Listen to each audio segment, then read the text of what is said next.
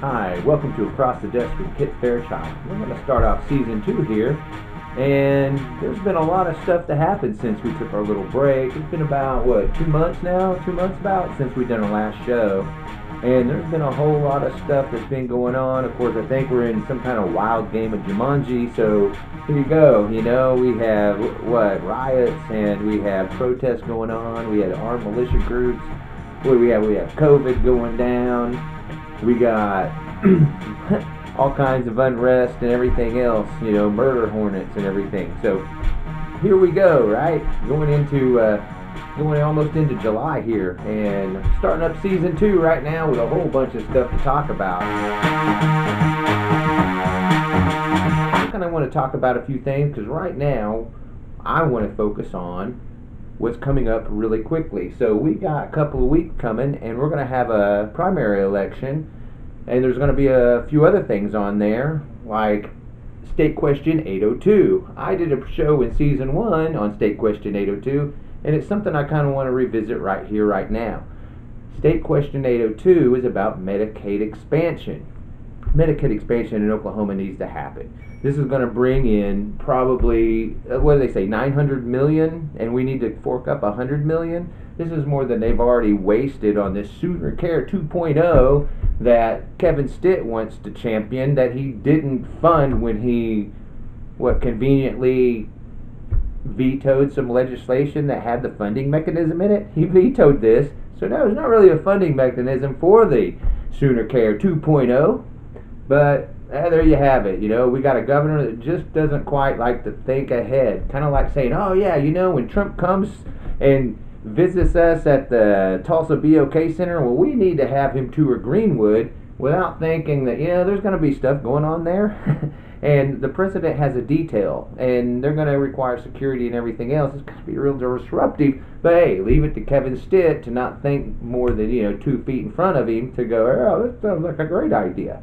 So that's just kind of what we're dealing with. I don't really know. Here we are, right here, starting our second season with a lot of different things to talk about. And here I'm going off on an ADHD tangent, not talking about State Question 802, which is going to be in the ballot in 2 weeks. People, less than 2 weeks, really. Here we are. It's going to be the 21st when this airs, and we're going to, it's a week and 2 days. In a week and 2 days from the airing of this, we're going to go to vote.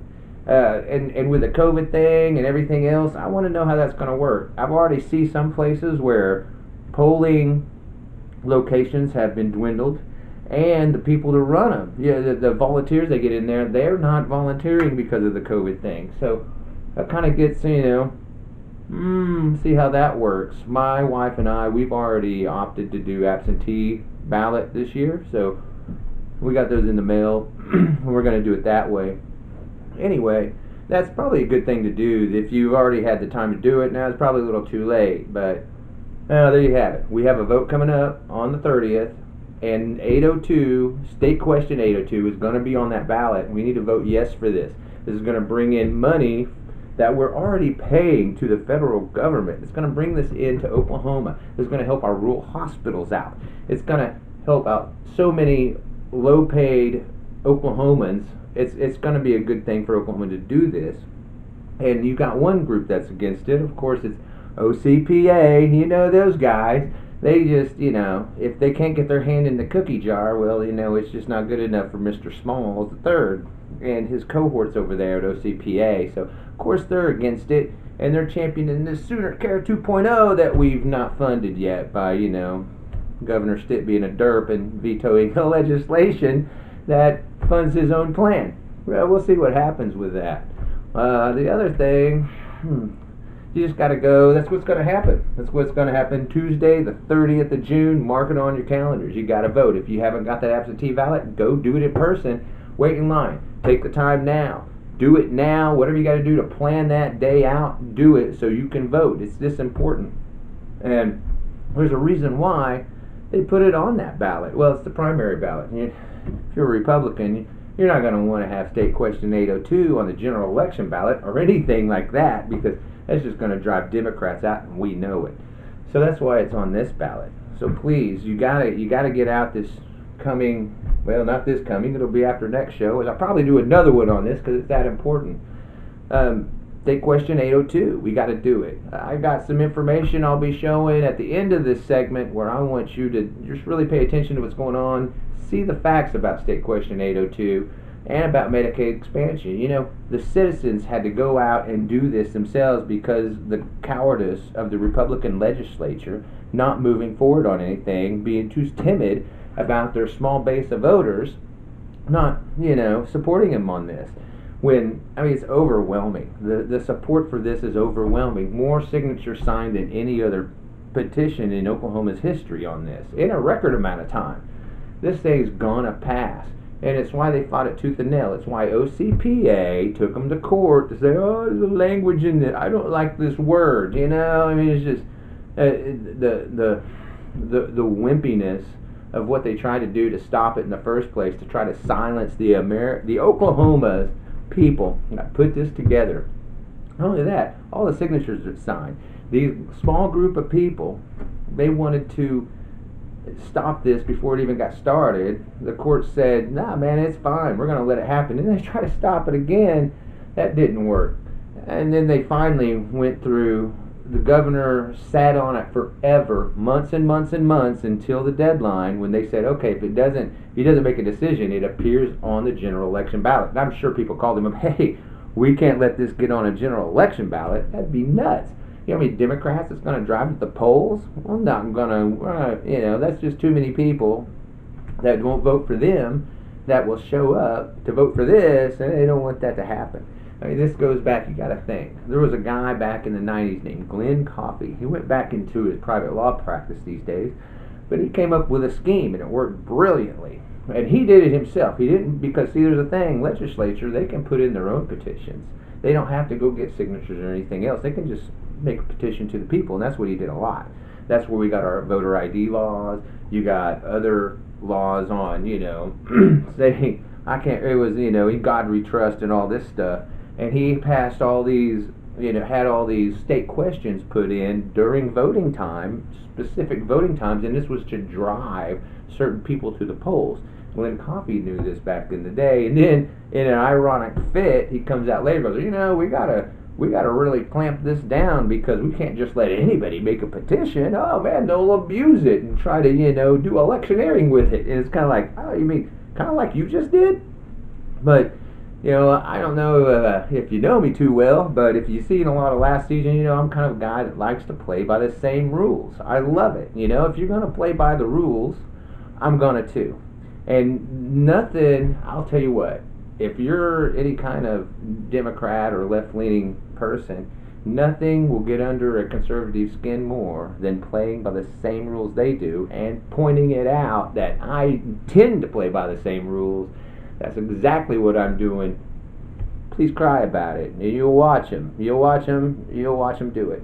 And I love doing it. And I think it's more of a stance more people should take against these guys. They'd be more careful about the rules they really want to play with, because that's how it goes.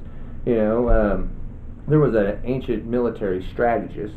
His name was Lu Xuan, and he said, always allow your opponent to choose the rules of engagement, because that's how you win the will of the people. You didn't choose these rules, they did. Let them choose it. And then once it's set in, you play by them too, because he also said, yeah, let your opponent set the rules of engagement to win the will of the people, but in order to achieve victory, don't forget to play by those same rules. Because you don't want to handicap yourself. But I tell you who does want to handicap us, that's the conservatives, who just like to dish it, but just not really like to able to take it very well. So that's what we're dealing with here. And we deal with that with, the state question we got going on, OCPA. Now they're coming out, hey, this is why it's so bad. They're saying, oh, this is going to harm rural hospitals. They're saying it's going to harm rural hospitals. No, it's actually not. It's actually, what's harming them is not taking the funds that we're already paying for. Like I said again, I don't know how many times I can say that. We're already paying for this. We've already been paying for this. We just refuse to take the money. That's all it is. And they're saying, that $100 million has to come from somewhere, the 10%. But they're throwing that around easy. I see OCPA champion the state legislature throwing around $100 million for, putting God up in all our schools. Now, yeah, in God we trust in all our schools. Yeah, that's going to cost millions of dollars. Hey man, they're all for spending that when, not really necessary. But here we are, something that helps society out, helps, and that's what it's all about. I mean, that's what this is about. That's the difference. You see, we want to help society. We really want to help our neighbor. We want a better quality of life for us and our neighbors. Quality of life. That's what it comes down to. It's not, dollars, cents, checks, money orders. We're not all about the dollar signs over here like the other side is. That's what they care about. Like I said, if you watch season 1, Plutocracy, let me get that word out. Plutocracy. The Plutocrats. That's really what they are. That's what Republicans are these days, and that's what the conservative movement is all about. It's all about plutocracy and the plutocratic creed that he who has the gold makes the rules. They really believe this. They believe that the guy with the money should be the one to make the rules. After all, that's the guy who's probably, creating all the jobs to begin with because he's got the money to pay people, right? So it just makes sense to those people that if you have more money, you should have more of a say. And that's really what they believe.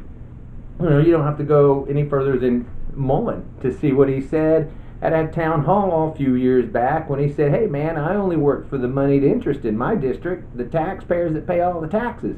That's who I work for. I don't work for you. So he's all about the plutocracy and comes right out and says it, unabashed, unashamed. Hey, I'm a plutocrat. That's how it is. That's how we all are on the Republican side. Just too many people are afraid to say it. But you know what? Over here, we're not so much about that. We rather care about quality of life. It's a big, important thing to us.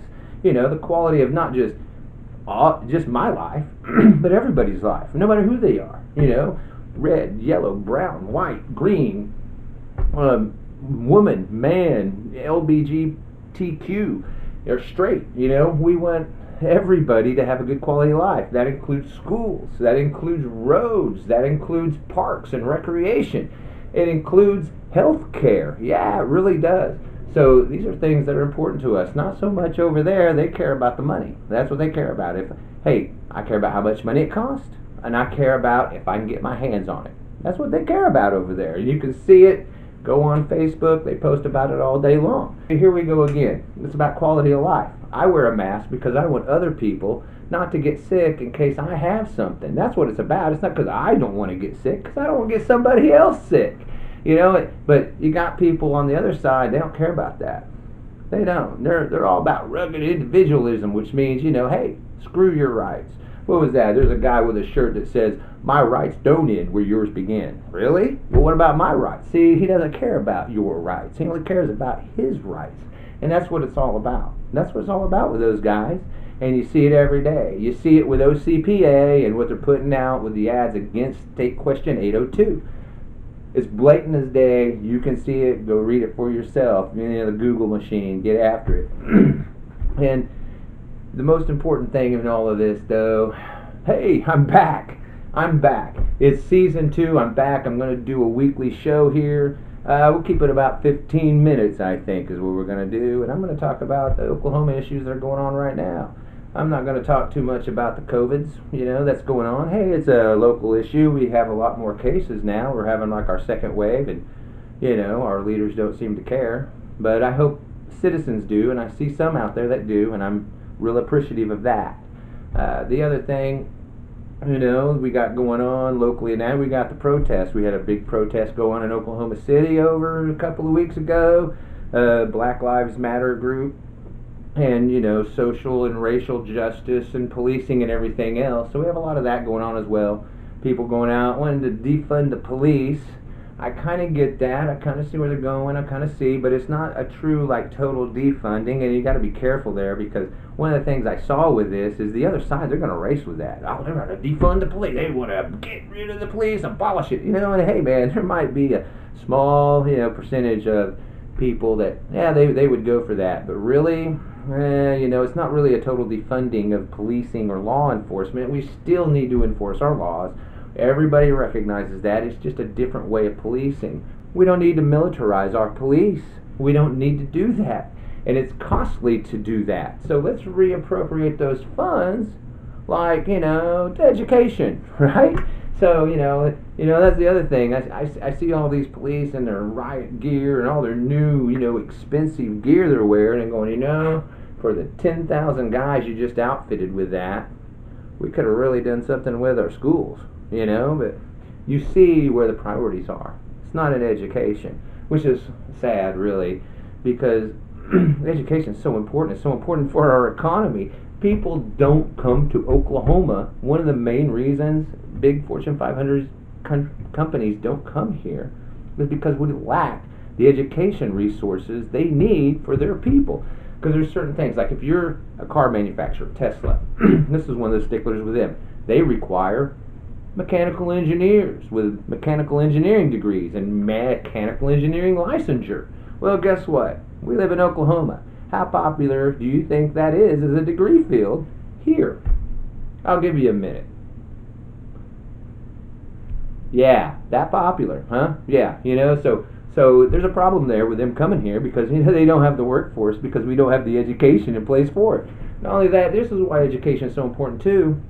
Continuing education, because those mechanical engineers, in order to keep their license, they're going to have to do continuing education. How are they going to do that if you don't have public education, higher or lower, for them to do that in? It's some kind of, we live in some kind of, it's some kind of, well, we don't live in it, they live in some kind of fantasy land utopia, where if we privatize all of it, it's going to work out great. You see it. I mean, this is another thing. CPA's all over this. I guess Epic paid them a bunch of money, and that's what they do.